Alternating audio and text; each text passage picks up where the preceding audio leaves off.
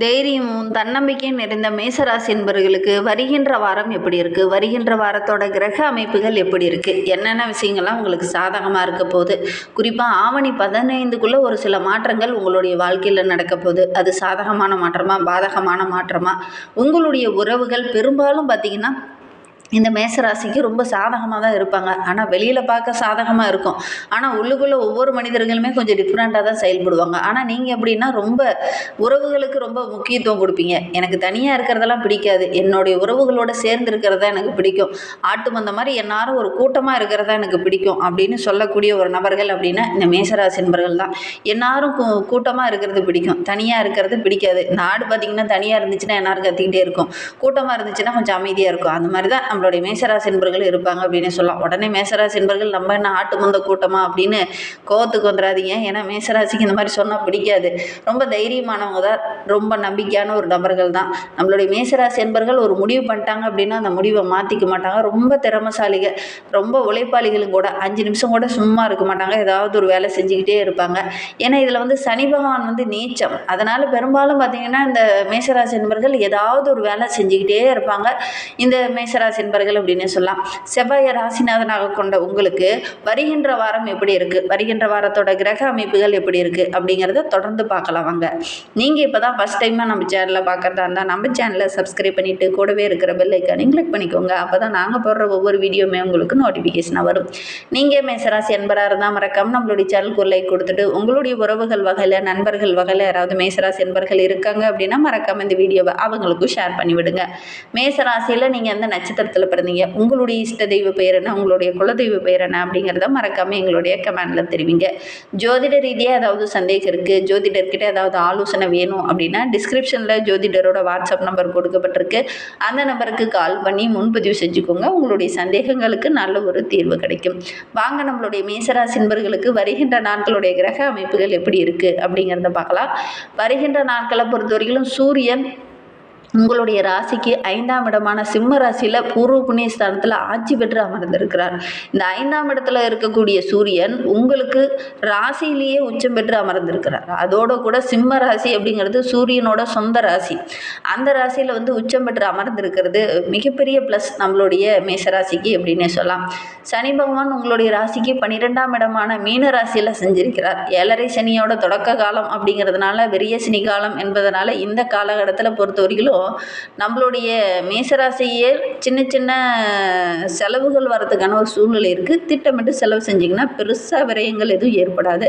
அதே நேரத்தில் இந்த காலகட்டத்தில் நீங்கள் கொஞ்சம் விரயம் செஞ்சுக்கிறது நல்லது. வீடு கட்டலாம்னு நினைக்கிறவங்க வீடு கட்டுங்க, நிலம் வாங்கலாம் அப்படின்னு நினைக்கிறவங்க கொஞ்சம் நிலம் வாங்கி வச்சுக்கோங்க. இந்த மாதிரி ஏதாவது ஒரு சுப விரயம் நீங்கள் செஞ்சுக்கிறது நல்லது அப்படின்னு சொல்லலாம். குரு பகவான் உங்களுடைய ராசிக்கு 4ஆம் இடமான கடகராசியில் அர்த்தாஷ்டம குருவாக அமர்ந்திருக்கிறார். ராகு உங்களுடைய ராசிக்கு 11ஆம் இடமான கும்பராசியில் லாபஸ்தானத்தில் அமர்ந்திருக்கிறார். கேது உங்களுடைய ராசிக்கு 5ஆம் இடமான சிம்ம ராசியில் சூரியனோடு இணைந்து செஞ்சிருக்கிறார். புதன், சுக்கிரன், செவ்வாய் இந்த கிரகங்கள் இந்த காலகட்ட பிற்பகுதியில், அதாவது குறிப்பாக ஆவணி 15க்கு அப்புறம் பார்த்திங்கன்னா ஒரு லாபஸ்தானத்தில் நல்ல நிலையில் அமர்ந்திருக்கிறாங்க. இது உங்களுக்கு மிகப்பெரிய ப்ளஸ், நிறைய நன்மைகள் கிடைக்கும் அப்படின்னே சொல்லலாம். இந்த கிரக அமைப்புகள் இந்த மாதிரி இருக்கிறதுனால நம்மளுடைய மேசராசிக்கு எந்த மாதிரியான பலன்கள் கிடைக்கும், உத்தியோகத்தில் என்னென்ன விஷயங்கள்லாம் சாதகமாக இருக்கும், குடும்பத்தில் என்னென்ன மாற்றங்கள் நிகழும், மாணவர்களுக்கு எந்த மாதிரி சூழல் இருக்கும், வியாபாரம் செஞ்சுட்டு இருக்கவங்களுக்கு நல்ல லாபம் கிடைக்குமா, இதை பற்றின முழு தகவலும் விளக்கமாக சொல்லியிருக்கோம். முழுமையாக வீடியோவை பாருங்கள். இந்த மேசராசி என்பர்களை பொறுத்தவரையிலும் குரு 4ஆம் இடத்துல இருக்கிறது அர்த்தாஷ்டம குருவாக இருக்கிறதுனால பணி இடத்துல வேலை பளு கொஞ்சம் அதிகமாக இருக்கும். சக ஊழியர்களோட சின்ன சின்ன வாக்குவாதம், பிரச்சனை, கருத்து வேறுபாடு இதெல்லாம் வரும். உங்களுக்கு இந்த மாதிரி ஏதாவது வந்திருக்கா, இது வரைக்கும் வரலன்னா கூட இனிமேல் வர்றதுக்கான சாத்தியக்கூறு இந்த மேசராசி என்பர்களுக்கு இருக்குது அப்படின்னு சொல்லலாம். இந்த காலகட்டத்தை பொறுத்த வரைக்கும் நீங்கள் கொஞ்சம் பொறுமையாக கையாளுங்க. அதே நேரத்தில் வீண் வாக்குவாதம் செய்கிறத கொஞ்சம் தவிர்த்துக்கோங்க. வியாபாரம் செஞ்சுட்டு இருக்கக்கூடிய மேசராசி என்பர்களுக்கு 11ல் ராகு இருக்கிறதுனால நல்ல லாபம் கிடைக்கும். புதிய வாய்ப்புகள்லாம் கிடைக்கிறதுக்கான யோகம் இருக்குது. இருந்தாலும் 12ல் சனி இருக்கிறதுனால பெருசாக எந்த ஒரு தொழிலையுமே நீங்கள் முதலீடு செய்ய வேண்டாம். அப்படி செய்ய போகிறீங்க, செய்ய வேண்டிய கட்டாயம் இருக்குது அப்படின்னா உங்களுடைய ஜனன ஜாதகத்தை பார்த்துக்கோங்க. தசாபுத்தி லக்ன பலன்கள் கரெக்டாக இருந்ததுன்னா ஓரளவுக்கு சாதகமாக இருக்கும். உங்களுடைய ஜனன ஜாதகத்தை பார்க்கணும் அப்படின்னா டிஸ்கிரிப்ஷனில் நம்பர் கொடுத்துருக்கோம், அந்த நம்பருக்கு கான்டாக்ட் பண்ணுங்கள். நம்மளுடைய மேச மேஷராசி என்பர்களை பொறுத்தவரையிலும் எந்த விஷயத்தில் நீங்கள் இந்த காலகட்டத்தில் இறங்குறதா இருந்தாலும் தகுந்த ஆலோசனை இல்லாமல் எந்த விஷயத்துலையும் இறங்காதீங்க. வெளி வட்டார தொடர்பு உங்களுக்கு சாதகமாக இருக்குது. தொழிலை விரிவுபடுத்தணும் அப்படின்னு நினைக்கிறவங்க கட்டாயம் விரிவுபடுத்துங்க. நல்ல லாபம் கிடைக்கக்கூடிய யோகம் இருக்குது. இது பொதுவான பலன்கள் தான். உங்களுடைய தனிப்பட்ட ஜாதகத்தை பார்க்கும்போது தான் அது கரெக்டாக சொல்ல முடியும். பொருளாதாரத்தை வைத்து பார்க்கும்போது நம்மளுடைய மேசராசிக்கு லாபஸ்தானத்தில் ராகு இருக்கிறதுனால பணவரவு ஓரளவுக்கு சிறப்பாக இருக்கும். எதிர்பாராமல் நிறைய நன்மைகளும் இந்த காலகட்டத்தில் உங்களுக்கு கிடைக்கும். அதே சமயம் 12ல் சனி பகவான் விரையச்சனியாக வந்து அமர்ந்திருக்கிறதுனால இந்த காலகட்டத்தில் நீங்கள் கொஞ்சம் சுப செலவு செஞ்சுக்கிறது நல்லது. வெளியூர் பயணங்களுக்காக கொஞ்சம் செலவு செய்வீங்க. ஆன்மீக தலங்களுக்காக கொஞ்சம் செலவு செய்வீங்க. ஏதாவது கோவில் திருப்பணிக்காக நீங்கள் செலவு செய்ய வேண்டிய ஒரு சூழ்நிலை இருக்குது. இந்த மாதிரி ஏதாவது சுப விரயம் நீங்கள் செஞ்சுக்கிறது ரொம்ப நல்லது. மேசராசிக்கு நீங்கள் இது வரைக்கும் செய்யலை அப்படின்னா கூட இனிமேல் ஏதாவது ஒரு கோவிலுக்கு நன்கொடையாகவோ உங்களால் முடிந்த விஷயத்துக்காக திருப்பணிக்காக ஏதாவது ஒரு நன்கொடை செஞ்சுக்கிறது ரொம்ப நல்லது அப்படின்னே சொல்லலாம். வருமானத்திற்கு ஏற்றவாறு நீங்கள் கொஞ்சம் இந்த மாதிரி திருப்பணிக்காக கொஞ்சம் செலவு செய்கிறது நல்லது அப்படின்னே சொல்லலாம். அதே நெருங்கிய உறவுங்கிட்ட இந்த நிதி சம்மந்தமான பணம் சம்மந்தமான விஷயத்தில் கொஞ்சம் கவனமாக இருந்துக்கோங்க. நெருங்கிய உறவுங்க ஏதாவது ஹெல்ப் அப்படின்னு கேட்பாங்க, நீங்கள் கொடுத்துருவீங்க. அது பார்த்திங்கன்னா ஒரு சில இடத்துல மன வருத்தத்தையும் மன வேதனையும் உண்டு பண்ணுறதுக்கான ஒரு சூழல் இருக்குது. அதனால் முடிந்த அளவுக்கு இந்த மேசராசி என்பர்கள் நிதி சம்பந்தமான விஷயத்தில் கொஞ்சம் கவனமாக இருந்துக்கோங்க. 5ஆம் வீட்டில் சூரியனும் கேதுவும் இணைந்திருக்கிறதுனால குழந்தைகளுடைய ஆரோக்கிய விஷயத்தில் பார்த்திங்கன்னா சின்ன சின்ன பிரச்சனைகள் அப்பப்போ கொஞ்சம் குழந்தைகளுக்கு ஏதாவது மருத்துவ செலவு செய்ய வேண்டிய ஒரு சூழ்நிலை, எதிர்பாராமல் அவங்களுடைய கல்வியிலேயே கூட சின்ன சின்ன கவலைகள் வர்றதுக்கான ஒரு சூழ்நிலை இருக்குது. பெருசாக பாதிப்பு எதுவும் ஏற்படாது. இருந்தாலும் அவங்களுடைய எதிர்காலத்தை பற்றி ஒரு விதமான பய உணர்வு உங்களுக்குள்ளே இருக்கும். ஆனால் வெளியில் வந்து காமிச்சிக்க மாட்டீங்க. குடும்பத்தில் அவ்வப்போது சின்ன சின்ன சலசலப்பு ஏதாவது ஒரு மனம் வருந்துற மாதிரி ஒரு சூழ்நிலை இந்த காலகட்டத்தில் ஏற்படும். கொஞ்சம் சுமூகமாக பேசி எல்லாத்தையும் தீர்க்கறதுக்கு பாருங்கள். தாய்வழி உறவுகிட்ட இருந்து நீங்கள் பெருசாக எதிர்பார்த்துருப்பீங்க. அவங்க நமக்கு ஹெல்ப் பண்ணுவாங்க அப்படிங்கிற மாதிரி ஒரு சில விஷயத்தெல்லாம் நீங்கள் ரொம்ப ஹெல்ப் பண்ணுவாங்க அப்படிங்கிற ஒரு மனநிலையில் இருந்திருப்பீங்க. ஏன்னா 4ல் குரு இருக்கிறதுனால இந்த காலகட்டத்தில் தாய்வழி உறவுகளால் ஒரு சில இடைஞ்சல்கள் தான் வரத்துக்கான சூழ்நிலை இருக்குது. அதனால் கொஞ்சம் அனுசரணையாக போங்க. பொதுவாக வந்து நம்மளுடைய மேசராசிக்கு வந்து தாய்வழி உறவுகள் ரொம்ப பக்கபலமாக இருப்பாங்க. தாய் மாமன்கள்லாம் ரொம்ப உதவிகரமாக இருப்பாங்க. ஆனால் இந்த காலகட்டத்தில் கிரக அமைப்புகளை வைத்து பார்க்கும்போது கொஞ்சம் விட்டு கொடுத்து அனுசரணையாக போங்க. சின்ன சின்ன வாக்குவாதங்கள் வர்றதுக்கான ஒரு சூழல் இருக்குது. சொத்து வண்டி வாகனம் வாங்கக்கூடிய யோகம் இதெல்லாம் இருக்குது. இருந்தாலும் சின்ன தடை வரும். வந்து அதுக்கப்புறம் தான் வாங்குற மாதிரி ஒரு சூழல் இருக்குது அப்படின்னே சொல்லலாம்.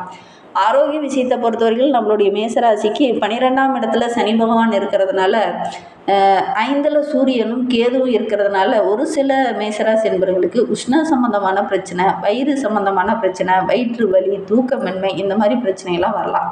சரியான நேரத்தில் உணவு எடுத்துக்கோங்க. மன அமைதிக்காக தியான பயிற்சி, யோகா பயிற்சி இதெல்லாம் செய்யுங்க. ஆரோக்கிய விஷயத்தில் கொஞ்சம் கவனமாக இருந்துக்கோங்க. வண்டி வாகனத்தில் செல்லக்கூடிய மேசராசி என்பவர்கள் ரொம்ப கவனமாக தான் இருக்கணும். வெளியில் போகும்போது அவசரமாக போகிறத விட்டுட்டு கொஞ்சம் நிதானமாக யோசித்து ஒரு 5 நிமிஷத்துக்கு 10 நிமிஷத்துக்கு முன்னாடியே கிளம்பி போகிறதுக்கு பாருங்க. அதோட கூட வண்டி வாகனத்தில் போகும்போது ஹெல்மெட் அணிஞ்சிட்டு போங்க. அதே நேரத்தில் இந்த கார்லாம் போகக்கூடியவங்க சீட் பெல்ட் அணிந்துட்டு போங்க. ப்ராப்பராக போங்க. இந்த காலகட்டத்தில் ஏதாவது ஒரு இடைஞ்சல் வரும். நீங்கள் ப்ராப்பராக போனீங்கன்னா கூட ஒரு சிலர்லாம் பார்த்திங்கன்னா வேணும்னே முன்னாடி வர மாதிரி ஒரு சூழல்லாம் இருக்குது. கொஞ்சம் கவனமாக செயல்படுறது ரொம்ப நல்லது அப்படின்னே சொல்லலாம்.